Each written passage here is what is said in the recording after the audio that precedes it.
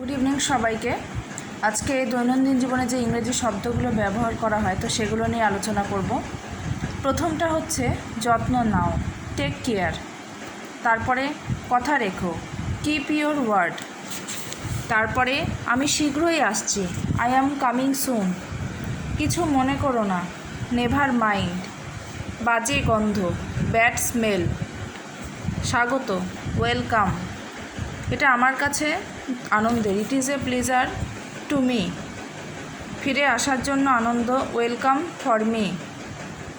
সত্যিই চমৎকার, really nice.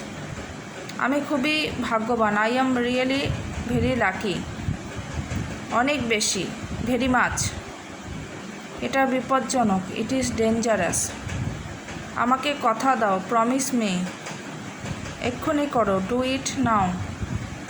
সব তোমার বিষয়, it is all about you. আর কিছু না, নাথিং এলস। এটা একটু ধরো, হোল্ড ইট এ লিটিল।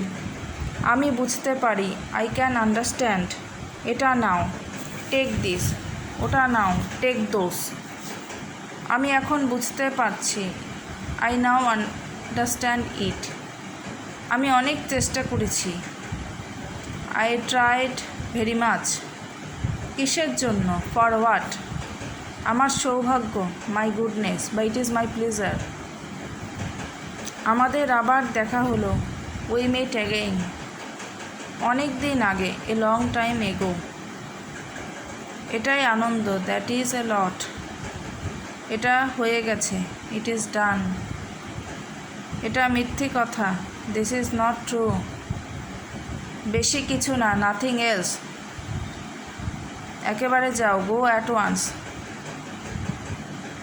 তারপরে এটা একটা ভালো সংবাদ, this is a good news.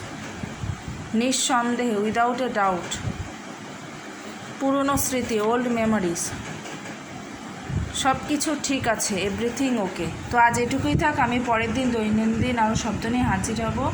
আর যারা আমার কাছে পড়তে চাও অবশ্যই আমার সাথে যোগাযোগ রেখো।